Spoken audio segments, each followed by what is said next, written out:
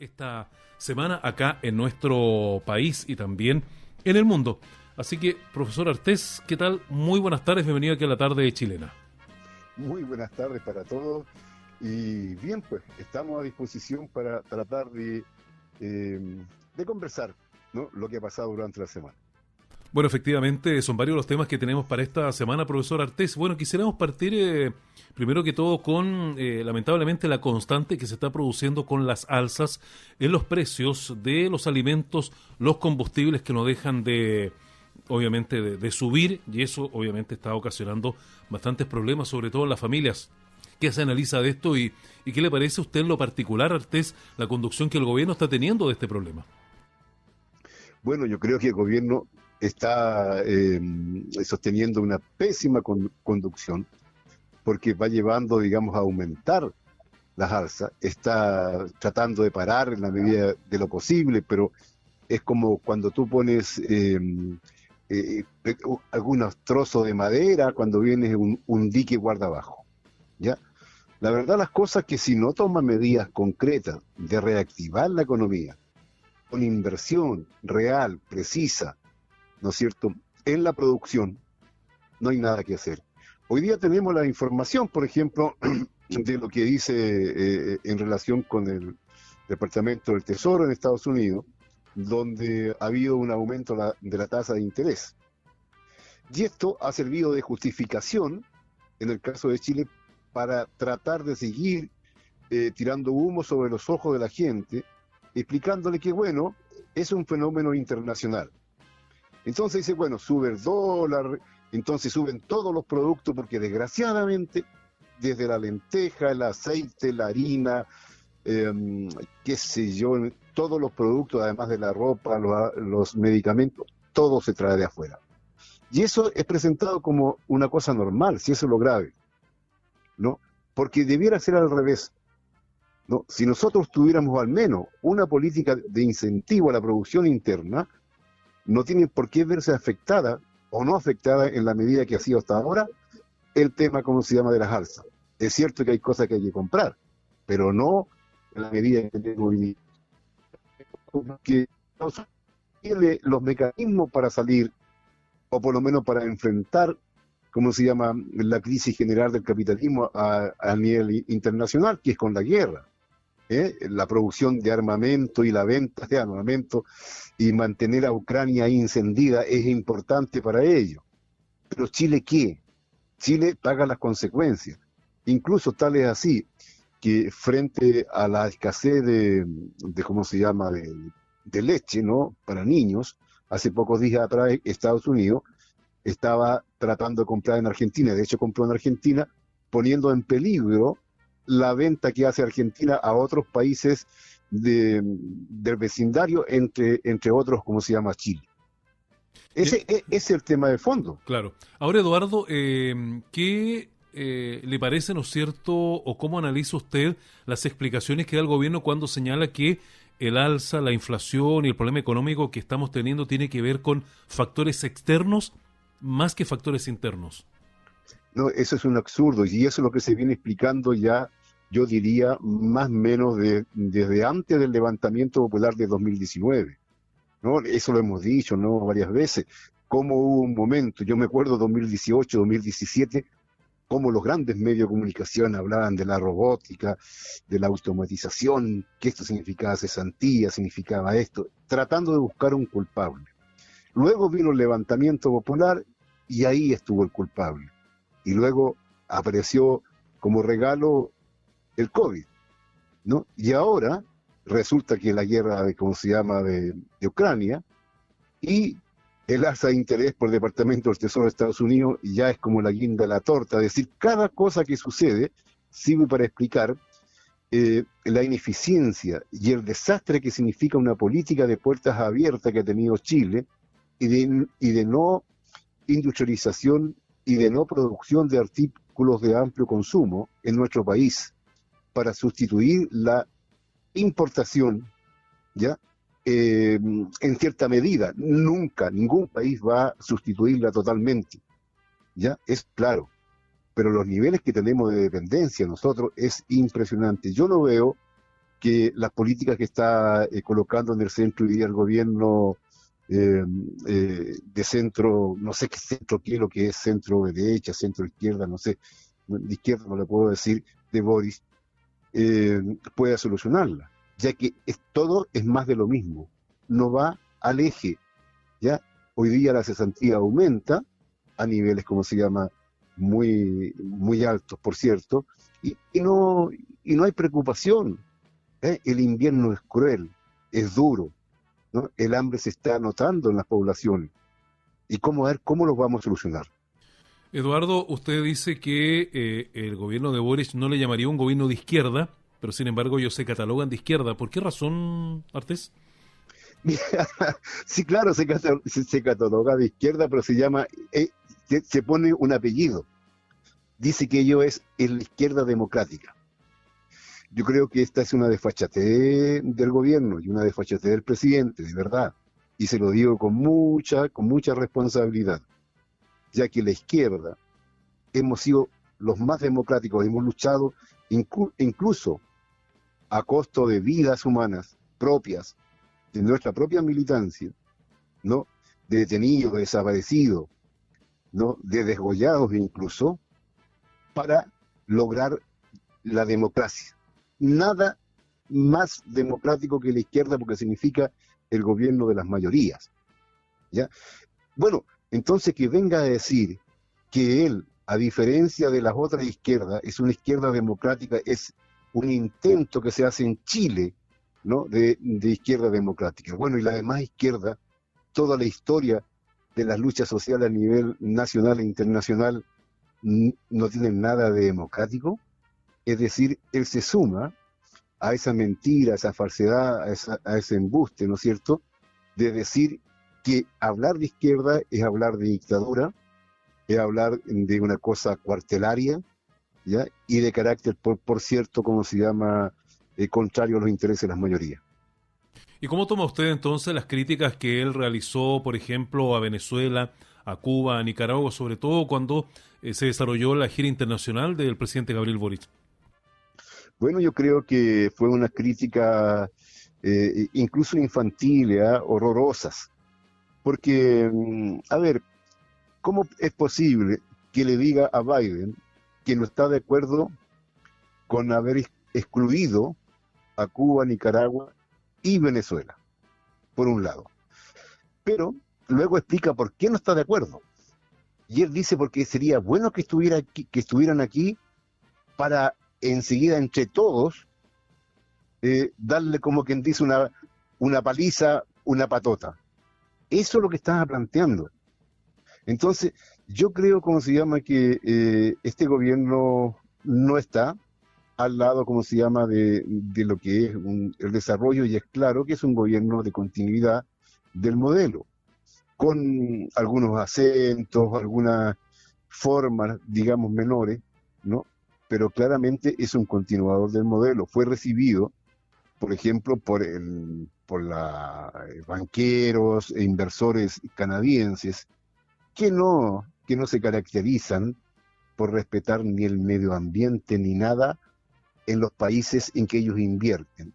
Canadá lo cuidan, tienen leyes especiales, pero sin embargo en los países del llamado tercer mundo, donde ellos invierten en África, Asia y aquí en América Latina, incluido Chile, se pasan por encima todas las medidas medioambientales, todos los temas, por ejemplo, del desarrollo sustentable.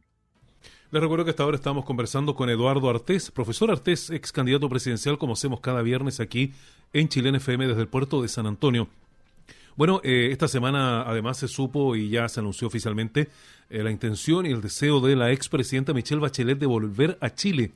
¿Qué análisis hace usted de aquello, profesor Artés?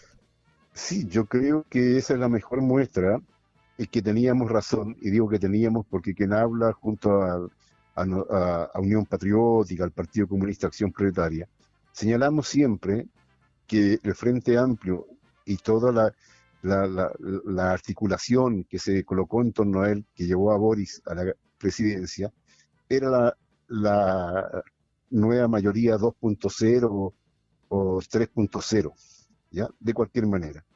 Y la práctica es así, pues, o sea, hoy día la mayoría de la gente de los equipos de la Bachelet están integradas en todos los ámbitos de los ministerios, de las gobernaciones y en toda la repartición pública.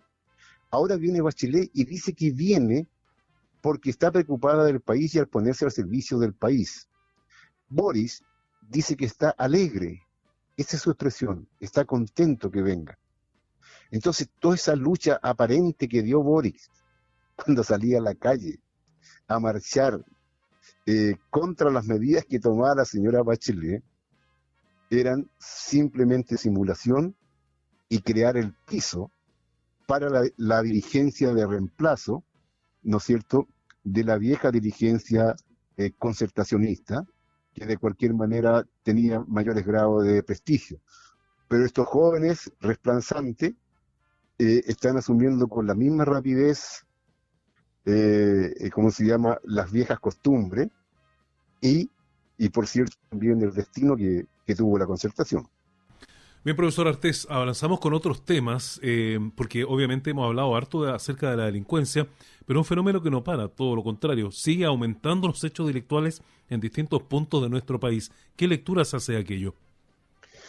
Mira, es muy preocupante, porque puede tener dos factores, ¿no? Un factor que indiscutiblemente convenga, ¿no?, en mantener esta situación de delincuencia sobreexcitada para justificar el reforzamiento de los organismos represivos como tales, para después ser usado no ya contra la delincuencia, sino contra el descontento social, el descontento popular que se avecina. Eso puede ser una situación que está, como se llama, colocada en marcha. Lo otro, que desgraciadamente quienes pagan las consecuencias son los pobladores, la gente sencilla, y también, y hay que decirlo, la tropa, en este caso de carabineros, ¿no?, quienes incluso en condiciones inadecuadas llevan adelante algunos procedimientos, como ha sido el caso del funcionario, digamos, de tropa, que fue asesinado de un balazo en la comuna de Pedro Aguirre Cerda. ¿Ya? Es muy grave la situación en general, pero claramente las medidas deben tomarse en relación a la delincuencia. Y esto hay que tomar medidas muy serias, porque no puede ser que simplemente el grado, ¿no es cierto?, de desfachatez, de forma de actuar. Fíjese usted que cualquiera que me está escuchando hoy día sabe que a la noche, en un par de cuadras más allá, más acá de donde uno vive, empiezan los fuegos artificiales, y 2 cuadras más allá a veces hay una comisaría. Entonces, esas cosas son inexplicables, nadie puede explicarlas, y claramente no hay una voluntad de ir y reprimir violentamente a la delincuencia. La delincuencia que hoy día existe, sea la de origen nativo como la que ha sido importada, ¿no es cierto?, traía desde toda esa cosa de Cúcuta que hizo Piñera, ¿no es cierto?, dejar las puertas abiertas para que llegara cualquier cosa acá, no solamente inmigrantes que probablemente necesitan y necesitan, digamos, un lugar donde poder desarrollarse, gente trabajadora, gente del pueblo, no, estoy hablando que entre medio indiscutiblemente que viene una cantidad de delincuencia, y que está claro, aquí famoso tren de no sé cuánto se llama, de Arauca. Algo por ahí, Sí, ¿no es algo así. cierto? Es una cosa terrible, y ha sido importada para acá, los carteles mexicanos, colombianos, actuando en el país, secuestrando personas, no asesinando, enterrando vivas. Ahora en Arica fue encontrado. No, es una situación muy compleja. Yo creo que estamos viviendo un periodo en que se fortalece la organización social desde la base social y se toman las medidas para castigar efectivamente, ¿ya?, los actos criminales. Y cuando hablo de actos criminales, digo concretamente todo lo que es el tráfico de droga y todas las consecuencias que eso tiene, porque eso envenena a la juventud, a los trabajadores, a las trabajadoras, al pueblo, ¿no es cierto?, destruye la vida de la gente más sencilla y de la gente en general, ¿ya? Y claramente eso no no puede ser, digamos, avalado por nadie. Entonces nos llama la atención que muchas veces cuando uno va a una manifestación no alcanza a estar llegando al lugar cuando ya están los carabineros u otros policías, digamos, impidiendo que se desarrolle, pero cuando los pobladores llaman, a veces se demoran 1 hora o 2 horas en llegar. Bueno, usted en algún momento, Eduardo Artés, señaló que estaría de acuerdo, si mal no recuerdo, en reponer la pena de muerte para los narcotraficantes. Mira, ese es un tema que debe ser discutido ampliamente en toda la población, por cierto, ¿ya? Yo propuse esa posibilidad. Sin embargo, yo creo que no podemos negarnos a ninguna forma de defender la vida del pueblo, de los trabajadores, de la juventud, de los niños, ¿no? Y en cuanto a la droga y a los grandes narcotraficantes, debiera aplicarse todo el rigor de la ley, pero todo. Y ahí no puede haber dilación, ni puede haber alguna actitud complaciente, porque indiscutiblemente lo que está en juego, ¿no es cierto?, es ya lo que es, como se llama, la vida, ¿no? Y la sociedad entera. Así que en eso yo no tengo lectura. Y si legalmente fuese posible, cosa que no es posible en la nueva Constitución, porque también la nueva Constitución cierra eso, ¿ya? Esa posibilidad. Pero si fuese necesario, para determinados casos, como los grandes narcotraficantes, que sea penado, digamos, en forma durísima, hasta con pena de muerte, digamos, como se llama el narcotráfico, debiera ser. Bueno, vamos a otra materia de carácter internacional, Eduardo Artés, porque tiene que ver hoy día con lo que está pasando en Ecuador. Poco a poco comienzan a escucharse voces de protestas también en las calles, muy parecido a lo que ya ocurrió hace un par de años, paralelamente con el estallido social del año 2018-2019, y también tiene que ver con las alzas en los alimentos, con las alzas en las materias primas y en los combustibles en Ecuador. ¿Qué lectura se hace de esta situación? Sí, fíjate que es bastante, ¿cómo se llama? Es una señal muy potente, porque justamente Ecuador tuvo un alzamiento popular antes del que hubo en Chile, un par de meses antes, ¿ya? Con características más o menos parecidas. Estamos hablando de 2019. Hoy día justamente los indígenas de la CONAI, los trabajadores, la UNI, la Unión Nacional de Educadores, la FEUE, la Federación de Estudiantes Universitarios, la FECES, etcétera, etcétera, sindicatos, ¿no? Están saliendo hoy día a la calle y tienen tomadas distintos lugares, incluso zonas enteras de Ecuador. Pero hay un elemento importante que yo quiero destacar, que es el pueblo indígena originario, ¿ya? Las distintas, ¿cómo se llama?, sectores, se unen al conjunto del mundo popular y plantean sus reivindicaciones específicas junto a las reivindicaciones de todo el resto de los habitantes, no importa que sean afrodescendientes, sean mestizos, sea lo que sea, dentro de lo que es Ecuador. Ese es un dato, yo creo, muy importante tenerlo en cuenta y que debiéramos nosotros los chilenos analizar, digamos, los habitantes de Chile. Cuando digo los habitantes de Chile, digo desde los Aymara, el pueblo mapuche, pasando por todos los que más habitamos acá, ¿no? ¿Por qué? Porque ahí tenemos que trabajar aquellas cosas que son colectivas, y ellos lo están haciendo allá. No obstante, que las naciones originarias o indígenas, como ellos mismos se reclaman, ¿ya? Son bastante más numerosas que en Chile. Sin embargo, tienen un encuentro con los trabajadores, con los intelectuales, con los estudiantes, con todo el mundo, y unifican la lucha. Y eso le da un poder, pero muy, muy grande. Entonces, la lucha contra las alzas y por la fijación de precios, o control de precios, como le llaman ellos, ¿no? Tiene un sustento y posibilidades de alcanzar éxito. De hecho, tengo entendido que Lazo, el presidente de Ecuador, ya está colocando algunos decretos para congelar esto, congelar lo otro, ver la manera que los gobernadores en distintas cantones, qué sé yo, vayan viendo cosas. Bueno, finalmente nos quedamos, Eduardo Artés, con el análisis de algunas partes del proyecto de la nueva Constitución. Y hoy día, obviamente, nos gustaría que se abordara un poco el tema de la educación. ¿Qué dice y, por supuesto, cuál es la mirada que usted, ¿no es cierto?, le da a este capítulo? La educación, un tema no menor, súper importante y trascendente, motivo de tanta lucha durante tantos años. Así es. Bueno, sí, sí, mira, es muy importante. Pero aquí quiero señalar algo que ya he dicho, pero no por dicho es comprendido, ¿ya? La Constitución es una declaración de principios generales. Ahora, como está redactado en el borrador, en lo que vamos a votar, ¿ya? De verdad que es realmente una poesía como está redactado, porque están colocados todos nuestros derechos. Se plantea que toda persona tiene derecho a una educación.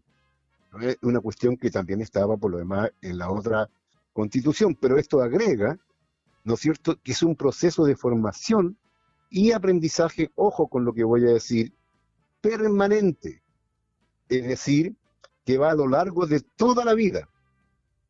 Y dice que es indispensable en el ejercicio de todos los más derechos. ¿Ya? Derechos, qué sé yo, para la actividad económica, científica, etcétera, culturales, ¿no? Dice que tiene la educación un objetivo de pleno desarrollo en la formación de la persona en las distintas etapas de la vida. Recalco esto porque está hablando como un proceso que parte desde el momento de nacer hasta el momento de fallecer. Visto así, está bien planteado. El tema es, ¿con qué? Porque aquí es donde se produce la contradicción, ¿no es cierto? Porque no con deseos se va a llevar adelante la educación o convertir, por decir así, toda la sociedad en una escuela. Es un problema de recursos económicos. Entonces uno echa de menos que, que no hay un proyecto, por ejemplo, eh, país que esté detrás de esto, ¿no? Son concepciones muy abstractas, ¿ya? Muy nobles, ¿no? Pero que va a requerir que seguramente las organizaciones de profesores, estudiantes, apoderados, en fin, en general, exijan el cumplimiento de estos derechos que están colocados a nivel de principios y que realmente estos sean acompañados con normativas, con leyes que aseguren. Pero si no tenemos los recursos, no tenemos la plata, no tenemos un país industrializado, no tenemos esto, no tenemos lo otro, es muy difícil. Sí quisiera plantear un tema que yo creo que de todas maneras es importante, ¿eh? A ver. Al igual que la vieja constitución o la actual, ¿ya? Consagra lo que ellos llaman la libertad de enseñanza. Vale decir, la libertad para ejercer eh, tanto por parte del Estado o y privado, ¿ya? Ese es un elemento que hay que dejarlo claro porque también se puede prestar para pensar que el Estado se hace el cargo de todo. El Estado consagra el derecho y lo hace en forma de cooperación con privados, con ejercicios mixtos, etcétera, etcétera. Lo que sí el Estado dice que se compromete y es función ¿cómo se llama? El garantizar. Y ahí yo creo que se nos da una gran oportunidad, porque tenemos que exigir que lo que está escrito, que se dice que se garantiza en cualquiera de los niveles, desde el nivel, eh, desde la sala cuna hasta la educación superior, el Estado tiene que hacerse responsable. Entonces aquí al menos da la posibilidad de que el pueblo, la gente, una vez aprobada, ¿no es cierto?, tenga un elemento de exigencia. Bueno, son los análisis de esta hora, como cada viernes, con el profesor Eduardo Artés, acá en Chilena FM. Profesor, como siempre, le agradecemos el contacto de este día. Tengo un buen fin de semana.